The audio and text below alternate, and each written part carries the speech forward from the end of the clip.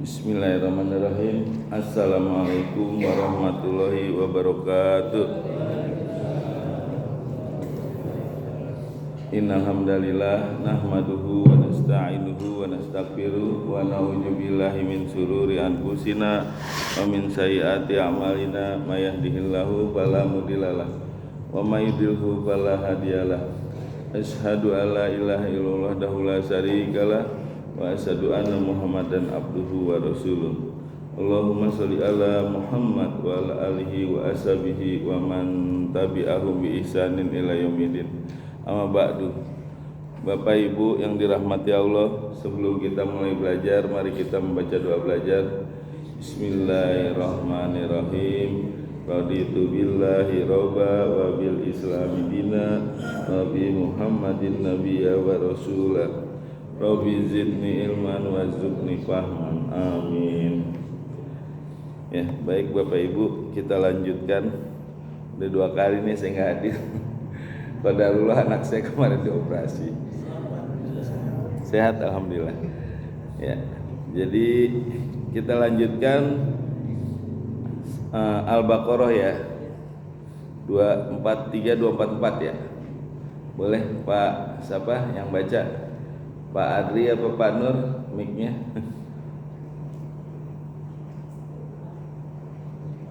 Al-Baqarah ayat 243 244. Halaman 40.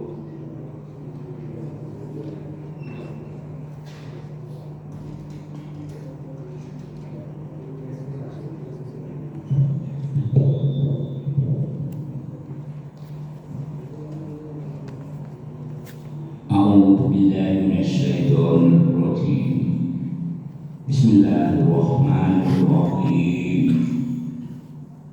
Alam taro ilal ladzina kharaju min diyarihim wa hum ulun hadarul maut. Faqala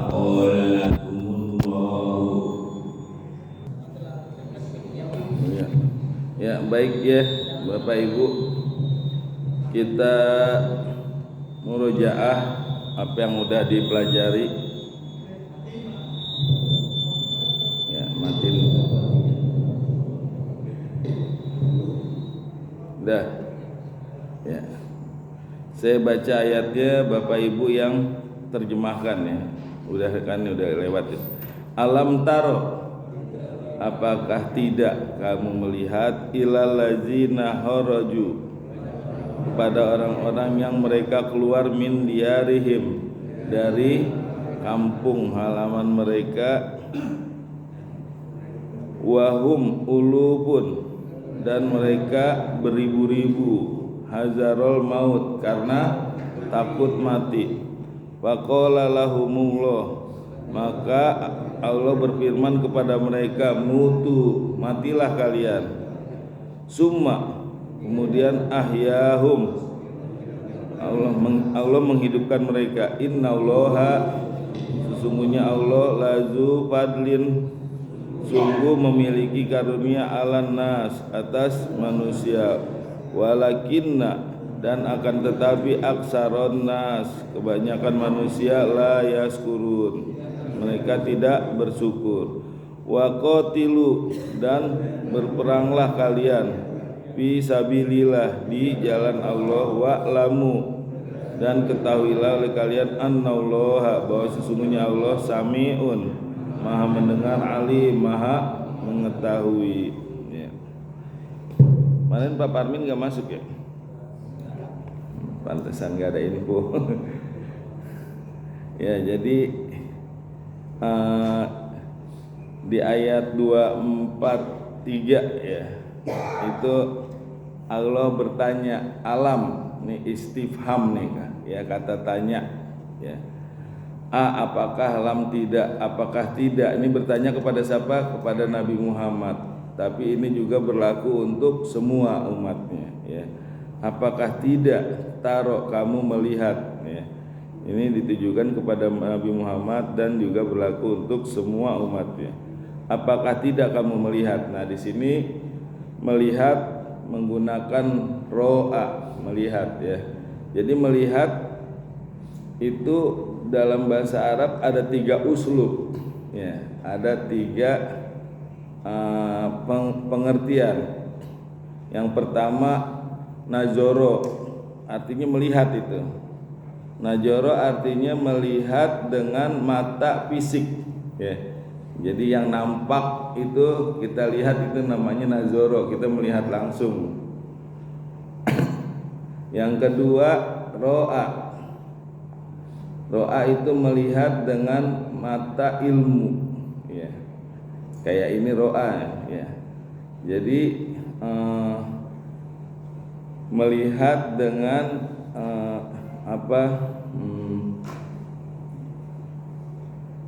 dengan akal, melihat dengan merenungkan atau memikirkan, itu ro'a ya.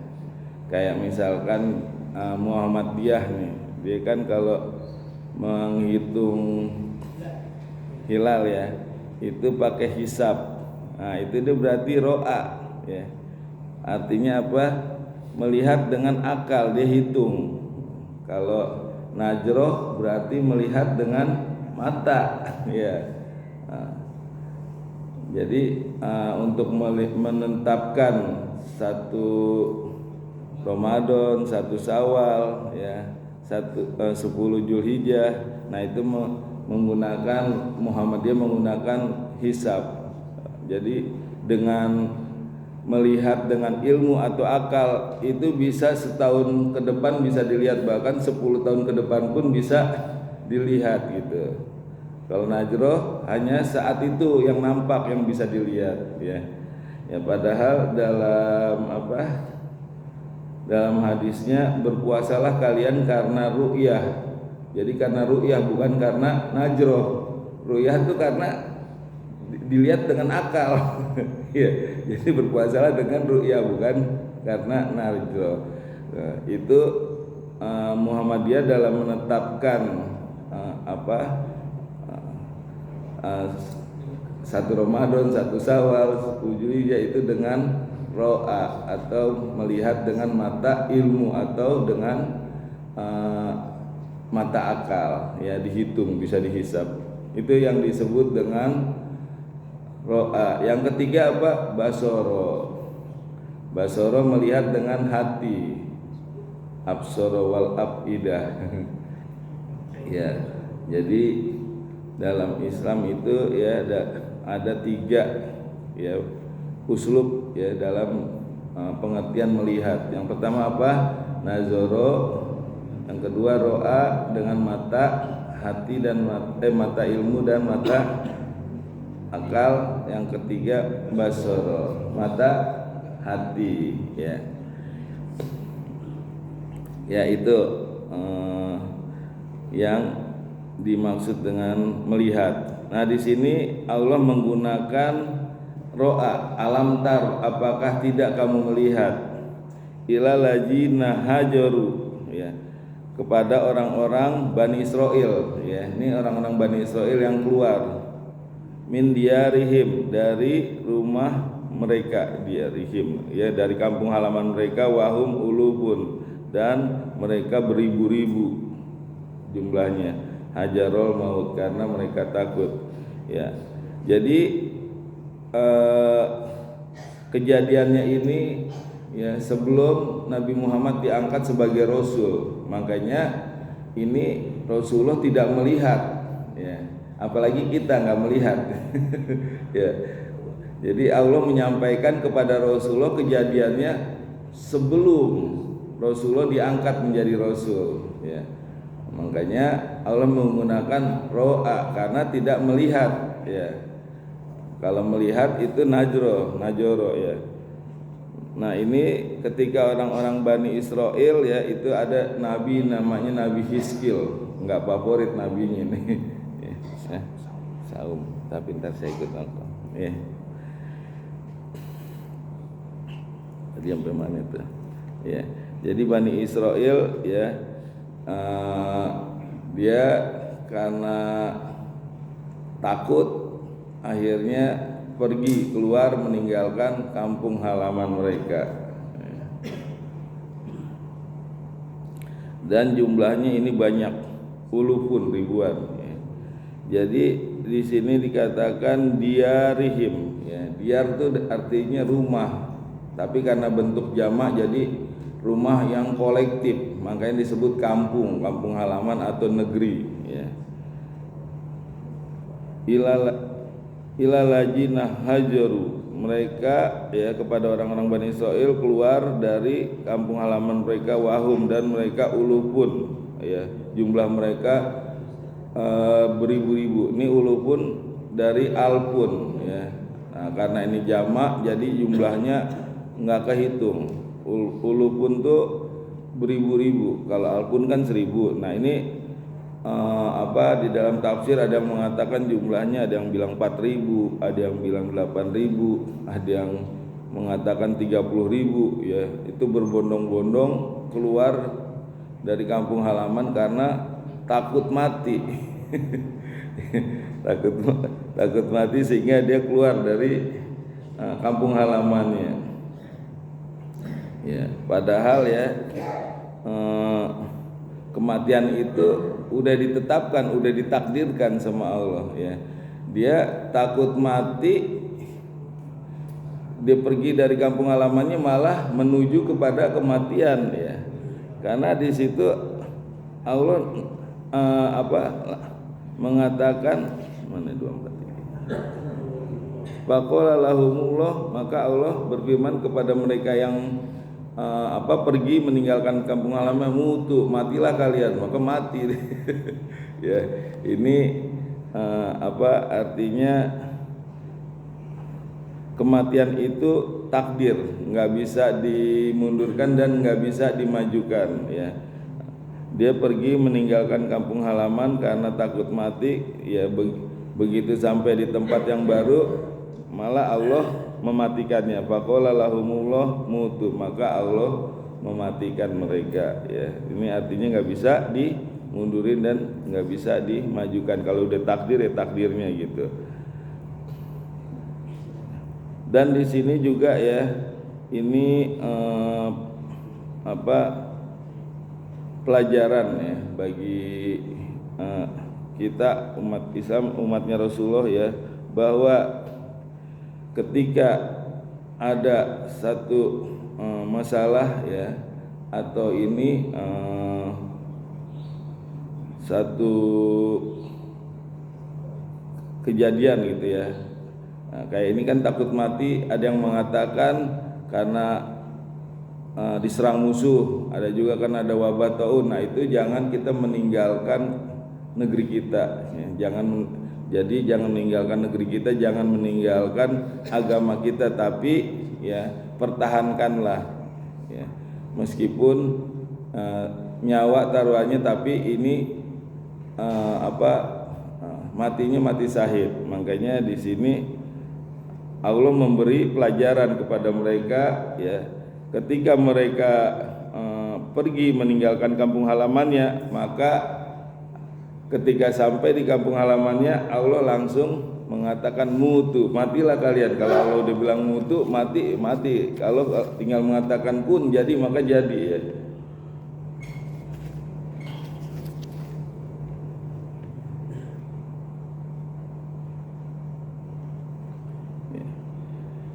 Jadi di sini setelah Allah mematikan, kemudian ahyahum, ya, Allah menghidupkan kembali, ya.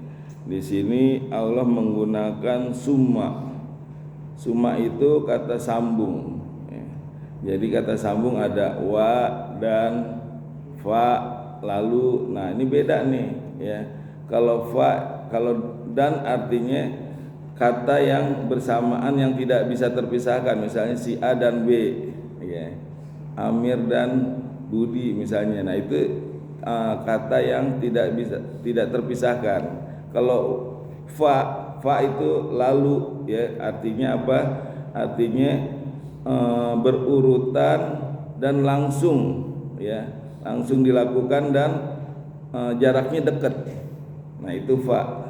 Kalau suma, ya, dia berurutan tapi nggak langsung terpisah waktunya, jeda waktunya agak lama. Kalau fa jeda waktunya lebih dekat, kalau suma jeda waktunya lebih lama gitu. Ya, misalkan saya pergi ke Sumarekon, lalu ke Harapan Indah, kemudian ke Jakarta. Nah, itu urut-urutannya kalau huruf atop seperti itu, lalu dulu baru kemudian, jangan dibalik gitu ya. Fa dulu baru suma gitu, karena suma jeda waktunya lebih lama dibanding fa. Ya, ini kita belajar ini dulu ya. Nahu sorob. Ya, jadi suma itu jeda waktunya lebih lama dibanding fa, tapi Allah tidak menetapkan berapa lamanya, fa berapa lama, suma berapa lama. Ya, misalkan nih urut-urutannya, saya mandi lalu makan kemudian sholat. Nah, itu yang benar, jangan dibalik, saya mandi kemudian makan lalu sholat. Nah, itu nggak benar, harusnya lalu dulu baru kemudian. Ini kalau menurut huruf atop ya, huruf atop urutannya gitu, lalu dulu baru kemudian ya. Saya mandi lalu makan kemudian sholat ya. Kalau misal saya mandi kemudian makan lalu sholat, nah itu kebalik kalau menurut huruf atop ya. Jadi suma ini jaraknya lebih lama daripada fa. Fa itu jedanya lebih sedikit, tapi Allah tidak menetapkan berapa lama baik fa maupun suma, tapi yang pasti lebih lama ya. Nah, di sini Allah kemudian menghidupkan kembali mereka ya. Jadi setelah Allah mematikan, kemudian Allah menghidupkan mereka ya. Nah, ini maksudnya apa ya? Maksudnya ya untuk menguji mereka, dan ini pelajaran bagi kita ya, bahwa ketika Allah mematikan artinya Allah Maha Kuasa, Allah mudah mematikannya ya. Dan ketika menghidupkan artinya ada hari kebangkitan, bagi Allah mudah untuk membangkitkan ya. Jadi mematikan mudah bagi Allah, menghidupkan juga itu mudah, artinya ada hari kebangkitan ya.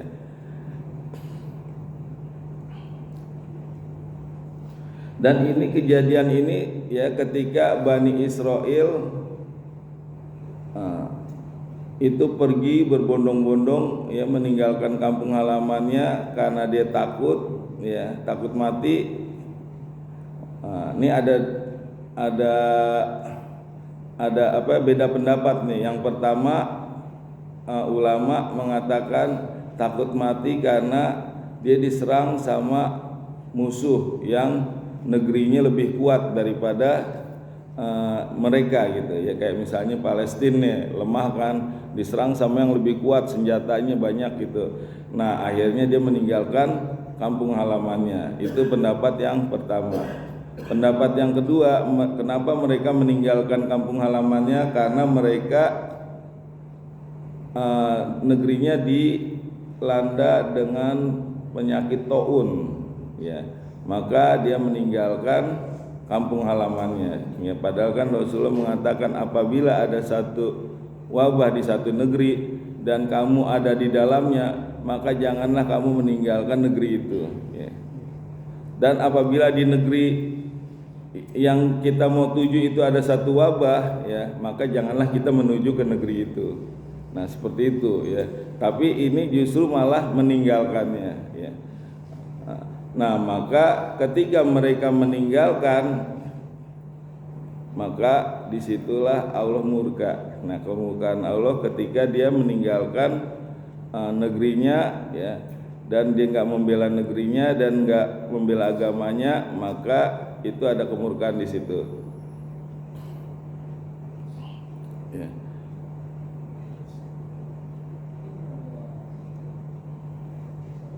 Ya, jadi setelah ya Allah mematikan, maka ada yang mengatakan 1 tahun kemudian ya, ada yang mengatakan berapa bulan. Nah itu Nabi Hizkil lewat situ. Ketika Nabi Hizkil melihat banyak tulang belulang yang sudah pada hancur karena dimatikan sama Allah, jumlahnya ribuan, maka Nabi Hizkil berdoa sama Allah agar dihidupkan kembali. Nah doanya ini diijabah oleh Allah ya. Nah, tapi para ahli tafsir mengatakan bahwa dihidupkannya para Bani Israel yang pergi meninggalkan kampung halamannya ini bukan karena doanya Nabi Hizkil, tapi karena Allah memang ingin menghidupkannya ya. Tapi ya Allah menghidupkan orang-orang yang udah dimatikan ini melalui wasilah. Wasilahnya apa? Wasilahnya melalui Nabi Hizkil ya. Jadi Allah ingin melalui wasilah, nggak langsung ujuk-ujuk tiba-tiba hidup gitu. Nah ketika Nabi Hizkil berdoa ya, lalu diijabah melalui wasilahnya, maka dihidupkanlah orang-orang Bani Israel ini ya.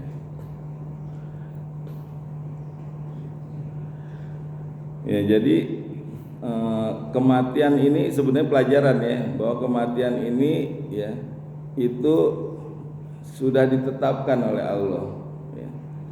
Jadi biarpun kita menghindari kematian ya, kayak misalkan udah ditetapkan sama Allah kematiannya di negeri yang asing gitu ya. Misalkan di sini kita tinggal di Bekasi, ditetapkan sama Allah meninggalnya di Kalimantan, belum pernah misalnya ke sana ya. Tapi ditetapkan di sana. Nah, itu nanti pasti ada aja itu ya wasilah agar kita ke sana. Entah itu karena tugas, entah karena pengen ke sana ada temen di sana ya. Nah, begitu ke sana, wah ini udah waktunya nih, tepat nih. Udah tuh diambil sama Allah ya. Jadi udah ditetapkan waktu dan tempat ya. Jadi nggak usah kita khawatir ya, karena udah di waktu.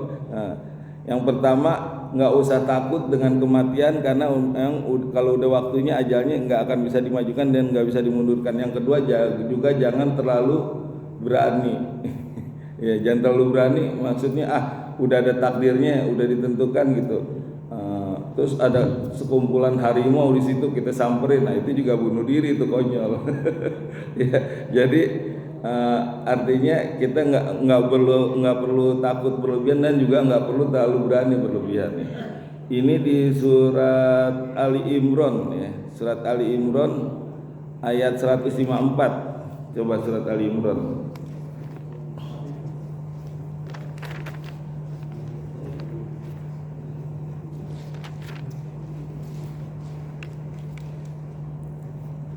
Ya, coba ini yang langsung baris kelimanya aja nih, 1, 2, 3, 4, 5 nih. Kul lau kuntum ya. Katakanlah sekiranya kalian fi buyutikum ya, berada di rumah kalian, la barozal ladzina kutiba alaihim. Udah belum?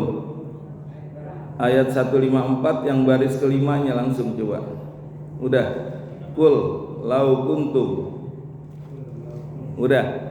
Sekiranya ya, katakanlah sekiranya kalian fi buyutikum, di rumah kalian, artinya rumahnya terkunci dalam keadaan tergembok ya, pagarnya tinggi ya. La barojal ladzina kutiba alaihimul qatsu ya, maka sungguh kamu akan keluar ya, orang-orang yang telah ditetapkan, kutiba ditetapkan alaihim atas mereka al-qatlu, yang terbunuh atau mati. Meskipun dia ada di dalam rumah terkunci, tergembok ya, tapi kalau dia udah ditetapkan kematiannya la baroz ya, maka sungguh dia akan keluar ya. Entah itu alasannya karena ingin beli makanan atau apa, tapi pasti keluar. Misal ditetapkan dia mati dalam keadaan perang, meskipun dia bersembunyi di rumah ya, dia nggak mau keluar, nggak mau ikut perang ya, tapi ditetapkannya sama Allah takdirnya mati dalam keadaan perang. ya, maka laba roza, maka dia pasti akan keluar. Ya, nanti ada wasilahnya, ya, entah dia mau pergi meninggalkan rumahnya karena takut kebakar atau apa. Nah, begitu dia pergi, dia ada perang di situ, mati terbunuh. Nah, seperti itu bisa jadi, ya. Jadi di sini meskipun kalian di rumah kalian bersembunyi, ya, laba roja, pasti kalian akan keluar. Alajina kutiba alaihimul qatlu, ya, terhadap orang-orang yang udah ditetapkan atas mereka untuk terbunuh atau mati, ila madojiihim, ya, kepada tempat terbunuhnya atau tempat matinya, ya. Jadi yaitu dia udah ditetapkan matinya di situ, ya di situ, nggak bisa menghindar. Ya, kayak kisah dulu pada zaman Nabi Sulaiman, ya, itu ada orang yang dia merasa diikutin terus sama orang yang nggak kenal, nih, nggak dikenal, risih dia, maka dia bertanya kepada Nabi Sulaiman, ya Nabi Sulaiman, saya ini diikutin sama orang asing, dia ngikutin terus gitu. Ya, siapa dia gitu? Kata Nabi Sulaiman, itu malakul maut, malaikat kematian gitu. Maka dia minta sama Nabi Sulaiman, ya Nabi, ya, tolong dong bawa saya ke tempat yang jauh, kamu kan bisa menjinakkan angin gitu. Maka sama Nabi Sulaiman dikabulkan permintaannya, ya. Maka ditiuplah dia angin ke tempat yang jauh terpencil.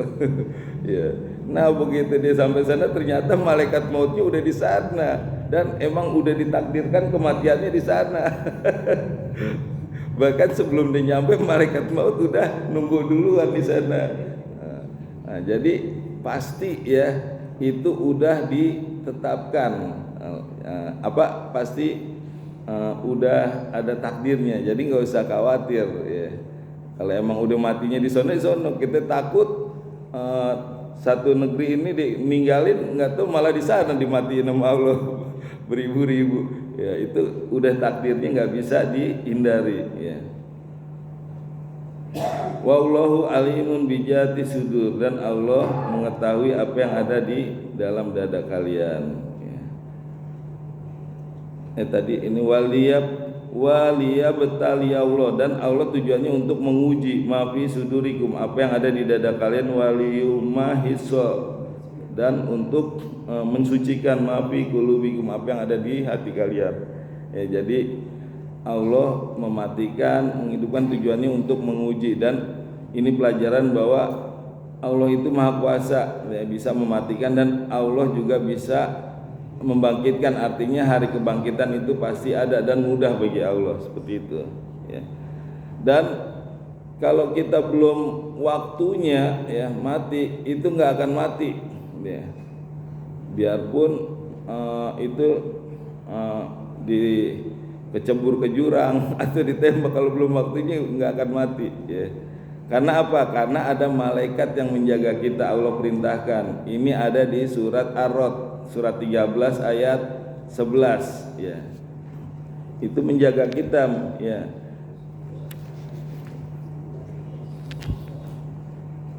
Surat 13 surat Ar-Rod ayat 11. Udah ketemu halaman 251? Lahu muakibatun, baginya ada malaikat yang bergiliran. Muakibatun tuh malaikat, ya, yang bergiliran. Maksudnya dia bergantian menjaganya nih, pagi, subuh dan sore, ya, asar. Nah, jadi sip-sipan malaikat biar tahu juga nih di waktu subuh dan di waktu asar. Makanya kita sedekah di waktu subuh tuh disaksikan sama 2 malaikat, karena itu pergantian sip itu. Ya. Nah, di sini dikatakan lahu muaqibatun, baginya ada malaikat yang bergiliran, mimbaini yadaihi, dari depan, wa min khalfihi, dan dari belakang, yahfazunahu, mereka menjaga, min amrillah, atas perintah Allah, ya. Jadi malaikat ini menjaga kita nih atas perintah Allah, di depan dan di belakang.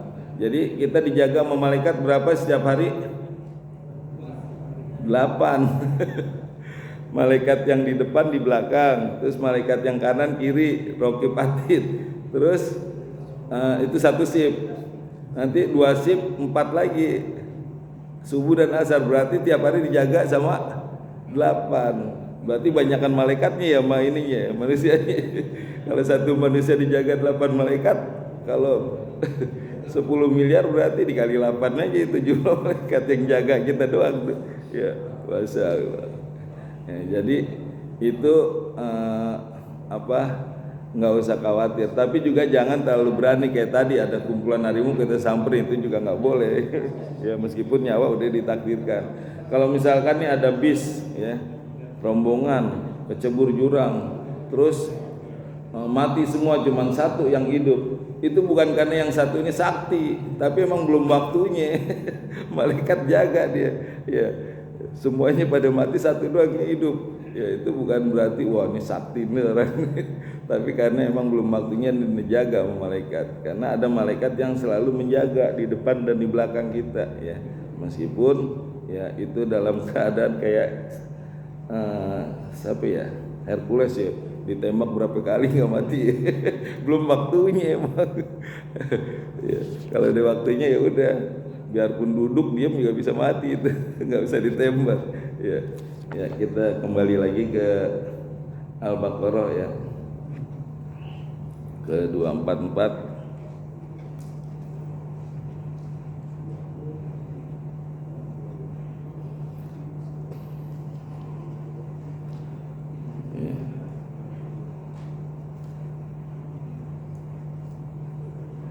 Ya, jadi artinya bahwa kematian ini nggak bisa dimajukan dan nggak bisa dimundurkan. Kalau udah ditetapkan sama Allah ya udah ya, nggak ada ini. Terus kematian sikapi dengan cara yang wajar ya, nggak usah berlebihan ketakutan, nggak usah berlebihan, nggak usah juga terlalu berani, saya udah ada yang jaga nggak akan mati gitu, nggak usah juga ya. Itu artinya sikapi secara wajar dan cerdas ya. Dan jangan kita takut mati karena di tempat dimana, tapi yang kita khawatirkan mati ini dalam keadaan apa. Nah itu yang harus kita jaga, jangan sampai kita mati ketika dimurkai oleh Allah ya, misalkan lari meninggalkan perang, nah itu dimurkai oleh Allah itu ya. Atau lari meninggalkan agama, itu kan orang yang pergi meninggalkan negaranya, itu berarti dia nggak membela negara, dia juga meninggalkan agamanya. Nah itu dimurkai oleh Allah ya. Makanya mati ini yang penting dalam keadaan apa. Kalau dalam keadaan taat ya alhamdulillah, tapi kalau dalam keadaan maksiat, nah ini yang jadi masalah ya. Makanya gimana agar kita mati dalam keadaan taat ya, istiqomah kita ya, sholat, ke masjid, ngaji, meskipun malas lawan tuh rasa malas. Aduh malas banget nih ke masjid nih, lawan. Harus semangat gitu, semangat ya. Jadi kita harus memotivasi diri sendiri ya, karena ya iman itu kadang naik kadang turun gitu ya. Ketika lagi turun ya, terus kendor, lalu kita berbuat dosa, lalu langsung aja bertaubat, istighfar, astagfirullah ya. Semangat ya, meskipun kita udah ditetapkan juga ya, ini takdir nih ya sama Allah, kita masuk surga apa neraka udah dicatat tuh Pak ya. Lalu kalau udah dicatat ngapain kita ini ya, ngaji, sholat ya, buat apa dong? Kan toh udah dicatat sama Allah, ditetapkan. Toh nanti juga masuk surga udah ditetapkan, masuk neraka, terus buat apa kita sholat? Buat apa kita ngaji? Ya, kata Rasulullah, ikmalu, beramallah kalian, kerjakanlah. Artinya apa? Allah itu memperlihatkan takdirnya dari apa yang kita lakukan. Artinya ketika kita ikut ngaji sekarang, kajian ya, itu Allah sedang menunjukkan ya bahwa kita ini sedang menuju ke jalan surga. Karena apa? Mengaji itu perintah Allah, sholat berjamaah di masjid perintah Allah. Artinya kita sedang dimudahkan oleh Allah untuk menuju ke surga ya. Nah kalau misalkan kita dalam keadaan berbuat maksiat dan dimudahkan oleh Allah, nah itu kita juga sedang berada menuju ke neraka. Artinya kita sebenarnya udah diperlihatkan sama Allah ya, ketika kita dimudahkan dalam beribadah, ketika kita dimudahkan dalam melakukan kebaikan perintah Allah, itu artinya kita sedang dimudahkan menuju takdir Allah, menuju ke surga ya. Banyak loh orang yang untuk berbuat ini susah ibadah, ada aja alasannya, dunia lah, jam sebelum subuh harus sudah berangkat karena takut telat. Ada juga yang dimudahkan berbuat maksiat, gampang aja, nggak pernah sholat, nggak pernah puasa, nggak pernah zakat, tapi rezekinya ngalir aja, dimudahkan. Nah itu berarti dia sedang ditakdirkan menuju ke neraka, itu mau dimudahkan. Nah kita alhamdulillah ya dimudahkan menuju ke surga. Karena apa? Kita dimudahkan untuk beribadah. Nah itu ya, makanya kata Rasul, ikmalu, beramallah ya.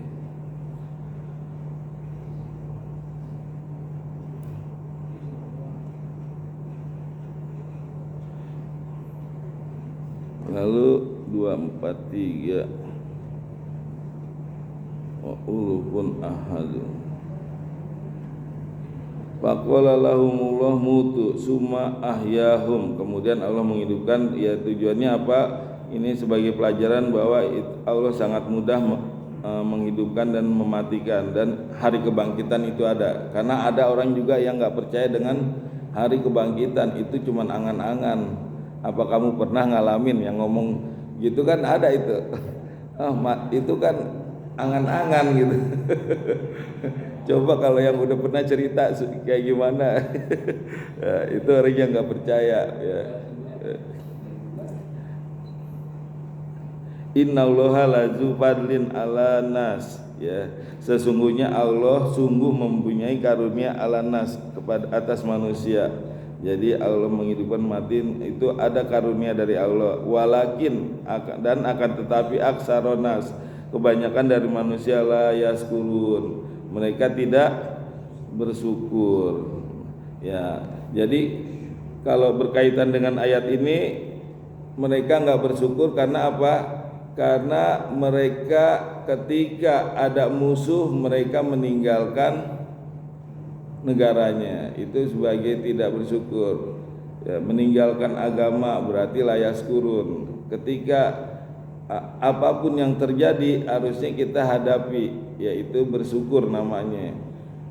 Kalaupun mundur ya, mundur bukan untuk lari tapi mundur untuk mengatur strategi ya. Rasulullah juga pernah kan mundur untuk mengatur strategi, tapi untuk mengatur siasat terus maju lagi itu boleh. Tapi kalau mundur kabur, nah itu nggak boleh, dimurkai oleh Allah seperti itu. Jadi membela negara wajib ini hukumnya ya. Wa qatilu fi sabilillah, dan berperanglah fi sabilillah, di jalan Allah. Nah ini juga ayat berikutnya ya. Allah perintahkan untuk berperang atau berjihad ya. Nah ini dalam arti luas ya, berjihad ya. Berjihad itu bukan berarti harus berperang ya. Jadi kalau kita menghadapi satu masalah ya, itu juga kita berjihad itu ya. Jadi berjihad bukan harus dengan senjata ya. Jadi kalau misalkan ada masalah, kita nggak lari dari masalah, tapi kita selesaikan. Nah itu berjihad. Jadi berjihad dalam arti luas bukan berarti kita harus berperang, tapi juga kita harus menghadapi setiap masalah yang ada. Karena kalau kita lari dari masalah, itu bukan menyelesaikan masalah, tapi malah menciptakan masalah yang baru ya.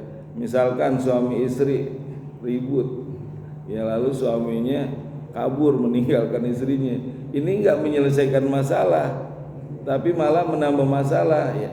Yang ada anak-anaknya terlantar ya kan.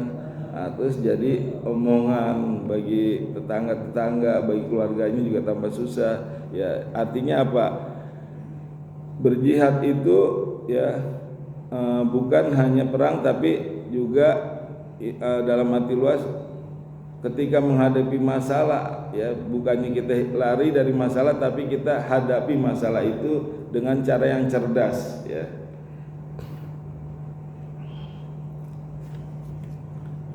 Jadi masalah itu Allah berikan, tapi Allah juga udah memberikan solusinya, ya. Nah, agar kita tenang, ya, dalam menghadapi masalah ada 4 nih triknya nih. Yang pertama, ketika kita mendapat masalah, yakini bahwa masalah itu adalah ujian dari Allah. Ya, jadi ketika ada masalah kita yakin, wah ini ujian dari Allah nih. Udah tenang tuh hati tuh, ya. Jangan wah ini sial hari ini, sial beneran itu. Ini ujian dari Allah, kita lagi diuji. Yang kedua, ya, masalah itu pasti Allah sudah memberi solusinya. Ingat di dalam surat apa? Fa innamal usri usron. Ya, di dalam kesulitan pasti ada kemudahan. Ya. Nah, itu kemudahannya lebih banyak. Al usri itu kan artinya khusus satu. Nah, usron banyak. Artinya kesulitannya satu, tapi Allah memberi solusinya banyak, bisa melalui sini, lewat sana, ya jalur yang mana aja, ya. Itu yang kedua, yakini, ya, bahwa Allah di samping ada masalah pasti ada memberi solusi. Yang ketiga, ya, ketika kita menyelesaikan masalah itu, maka Allah akan menaikkan derajat kita, ya. Jadi misal kita ada satu masalah yang berat, nah terus kita sabar dan kita bisa menyelesaikannya, maka itu akan menaikkan derajat kita, ya. Di dalam perusahaan juga gitu kan, ketika ada masalah besar kita bisa menyelesaikan, maka itu diangkat tuh sama bos tuh, wah nih naik derajat nih, bisa menyelesaikan masalah yang pelik, yang dari kebangkrutan akhirnya jadi sukses, maju, melesat, misalnya seperti itu. Nah Allah juga begitu, akan dinaikkan derajatnya bagi orang yang bisa menyelesaikan masalahnya, gitu.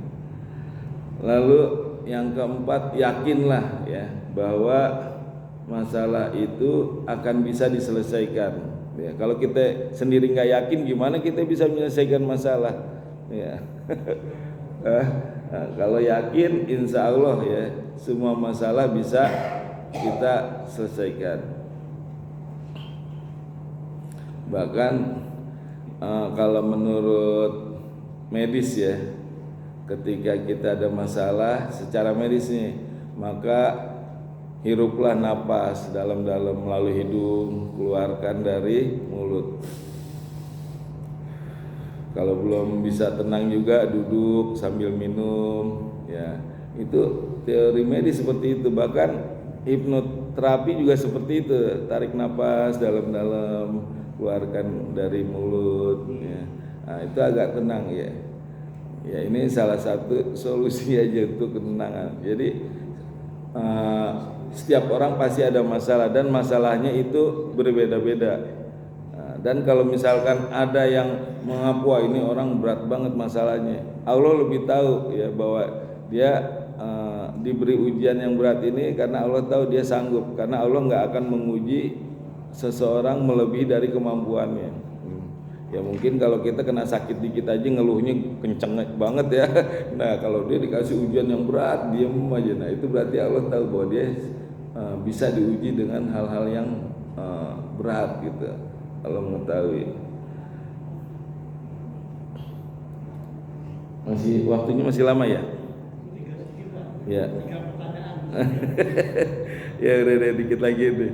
Wa'lamu, dan ketahuilah annallaha sami'un alim, dan ketahuilah bahwa sesungguhnya Allah Maha mendengar, Maha mengetahui, ya. Ini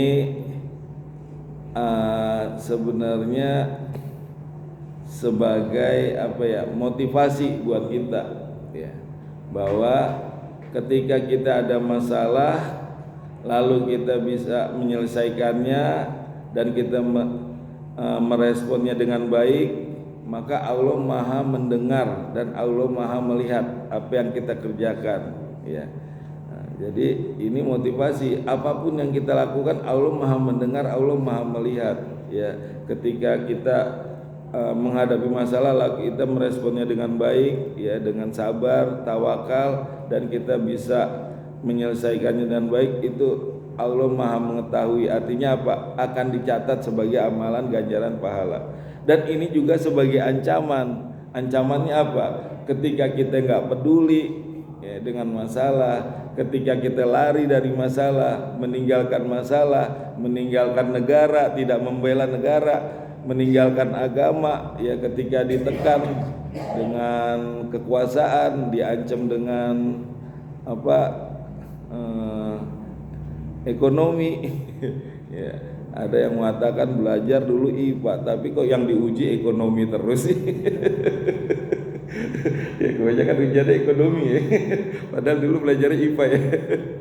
Ya, nah itu juga ancaman ya ketika kita tidak peduli ya, dan tidak menyelesaikan masalah, lari dari masalah.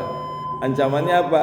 Allah Maha mendengar, Allah Maha mengetahui. Ketika dia tidak mempedulikan masalah, ketika dia lari dari masalah, maka Allah Maha mengetahui, Allah Maha mendengar, maka akan dicatat tuh ya tentang amal-amal mereka ya. Dan itu Allah akan murka. Allah murka ketika meninggalkan negerinya, Allah murka ketika meninggalkan agamanya. Nah itu akan dicatat. Makanya ini sebagai motivasi dan sebagai ancaman ya.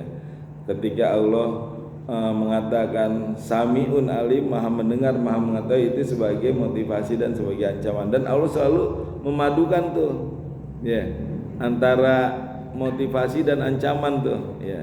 Misalnya ketika Allah bicara surga, pasti Allah nanti selanjutnya bicara neraka. Ketika bicara kenikmatan, pasti Allah bicara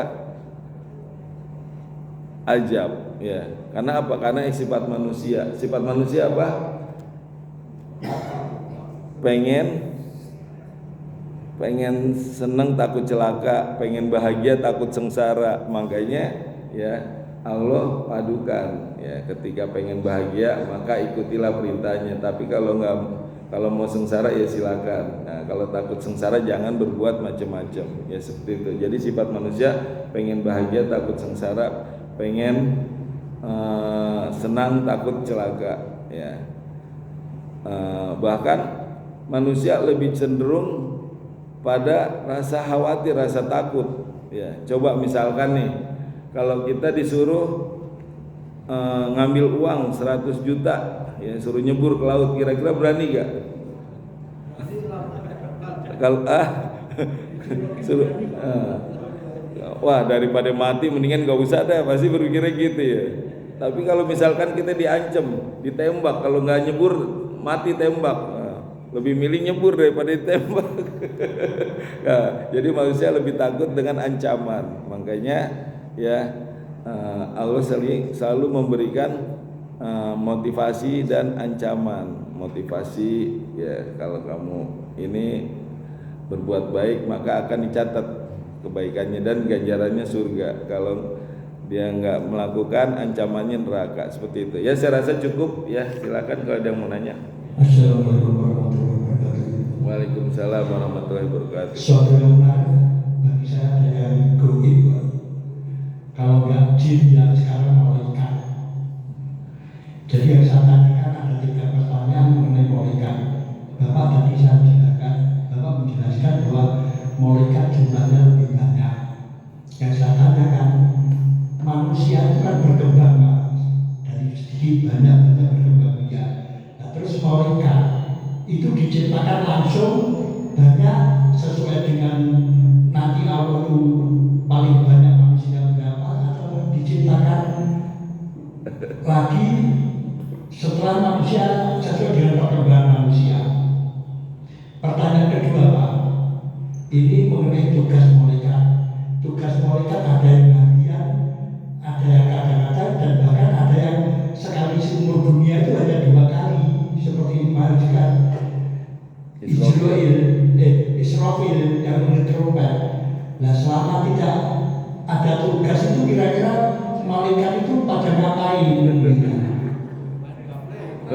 Dan ini pertanyaan ketiga Pak, pada saat manusia sudah di akhirat, yang satunya neraka, satunya surga, kan dunia sudah hancur, nggak ada manusia. Itu malaikat itu dimatikan Allah atau bagaimana? Karena sudah dunia sudah nggak ada. Terima kasih Pak. wabarakatuh. Ya. Jadi kalau kita percaya kepada Allah, kepada malaikat itu termasuk rukun iman yang keberapa? Kita harus beriman kepada malaikat, percaya ya. Jadi malaikat itu jumlahnya yang tahu hanya Allah ya. Dan yang pasti jumlahnya banyak. Karena apa? Karena itu di langit itu kan ada 7 langit ya. Itu jaraknya cuma 4 jari ya, itu malaikat tuh. Jadi setiap 4 jari malaikat, 4 jari malaikat gitu. Artinya apa? Malaikat itu banyak banget bersab-sab barisnya, jaraknya cuma 4 jari. Dan itu semua beribadah kepada Allah ya. Memuji, berzikir, nah itu begitu banyaknya. Bahkan ketika nanti Lailatul Qadar ya, itu malaikat yang dari langit 7, 6, 5, 4, 3, 2, 1 turun ke bumi. Makanya langit pertama tuh sampai berderit-derit. Itu kalau kata pendaki apa bunyinya tuh, saking keberatan. Langit kan itu tebal ya, tapi begitu malaikat turun sampai berderit-derit bunyinya. Ya, itu hadisnya sahih ya. Ya, itu jumlahnya banyak sekali gitu. Ya. Nah, per 4 jari ya kalau di langit tuh. Kenapa? Dari manusia atau dari malaikat? Malaikat setiap 4 jari ya dia berbaris gitu. Itu berarti jumlahnya kan banyak sekali ya. Itu di langit kan lebih luas dari bumi ya. Itu bahkan 7 langit gitu. Bahkan Allah menciptakan Baitul Makmur ya, itu tempat ibadah. Itu sekali beribadah 70.000 malaikat.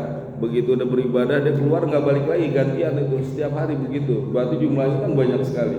70.000 keluar udah nggak balik lagi, ganti yang baru, ganti tiap hari seperti itu. Berarti jumlahnya sangat banyak sekali dan hanya Allah yang tahu jumlahnya. Ya. Terus tadi yang kedua, malaikat tugasnya apa?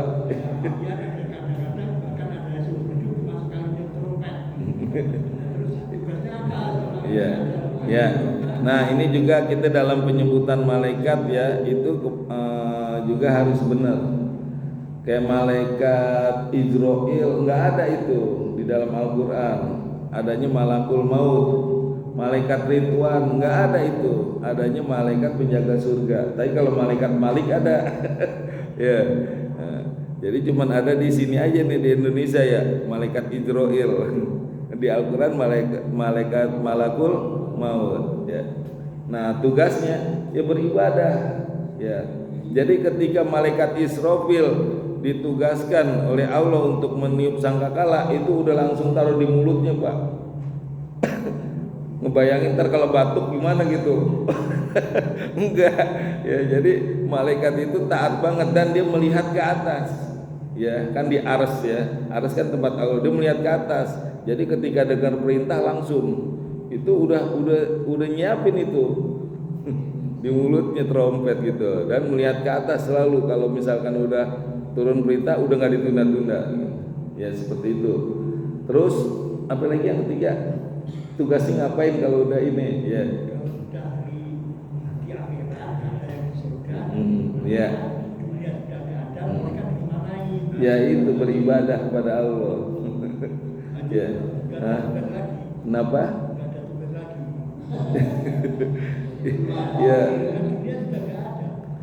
Ya tugasnya ya beribadah lah gitu ya.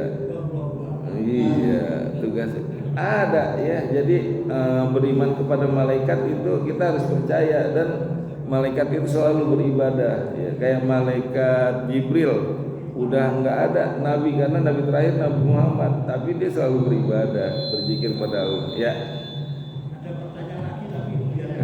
Pak Nur dulu, Pak Nur. Malaikat. Tanya, ini ada hadarul maut. Mana hadarul kan di sini dialihkan takut ya? Iya. Apa bedanya dengan khauf? Khauf kan takut juga ya? Iya.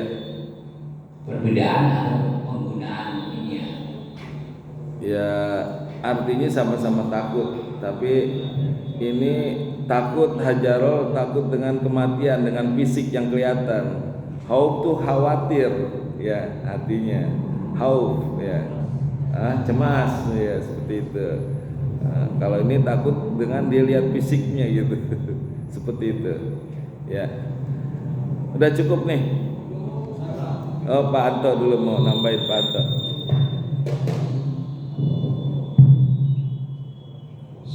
Assalamualaikum. Waalaikumsalam warahmatullahi wabarakatuh. Kita ini kan tidak harus mendalami masalah goib Pak, tapi tetap harus mengimani kan.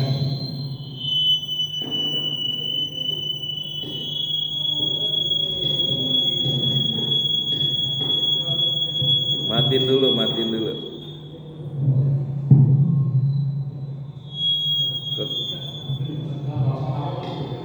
Ini nggak usah deh. Nanti ganti mic-nya yang JBL. Nggak boleh nyebutin mereknya.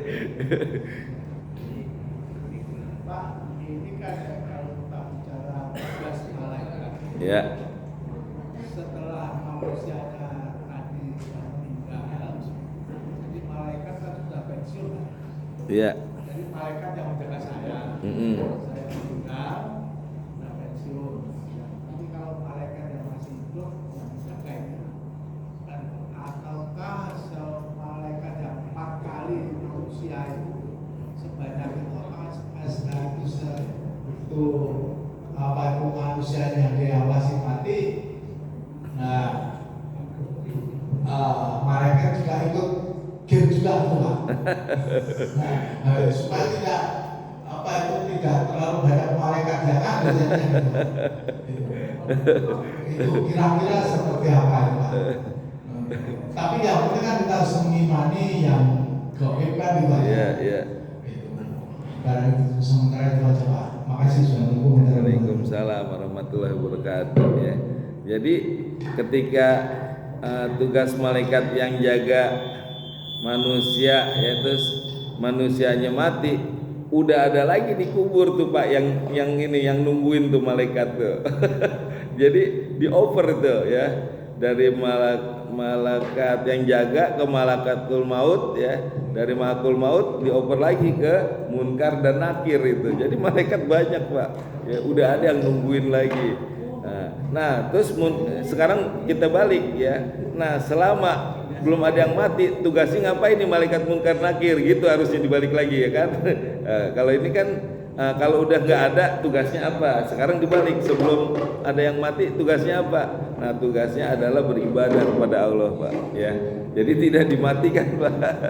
Nanti dimatikannya ketika sangkakala, ya. Jadi malaikat Israfil doang yang hidup itu atas izin Allah, semuanya mati itu, malaikat Jibril segala. Nanti ketika ditiup maka hidup kembali. Saya rasa cukup, kita hotmil Quran ya. Allahumma arhamna bil Quran waj'alhu lana imama wa nura wa huda wa rahmah. Allahumma zakirna minhu ma nasina wa alimna minhu ma jahilna warzuqna tilawatahu ana al-laili wa atrafan nahar waj'alhu lana hujatai ya rabbal alamin.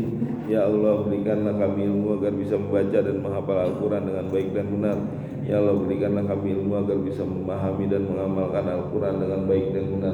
Rabbana taqabbal minna innaka antas samiul alim. Rabbana atina fid dunya hasanah wa fil akhirati hasanah wa qina adzabannar. Amin amin ya rabbal alamin. Subhanakallahumma bihamdika asyhadu an la ilaha illa anta astaghfiruka wa atubu ilaik. Assalamualaikum warahmatullahi wabarakatuh.